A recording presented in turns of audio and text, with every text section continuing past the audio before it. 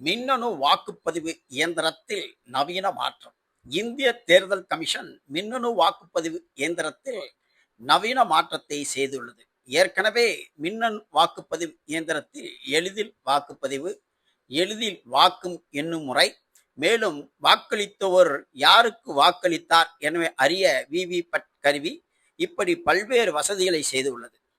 பீகாரில் அக்டோபர் அல்லது நவம்பரில் தேர்தல் வரும் சூழலில் தேர்தல் கமிஷன் 1961 49வது பிரிவை திருத்தி அதற்கேற்றபடி தேர்தல் மின்னணு இயந்திரத்தில் மாற்றம்.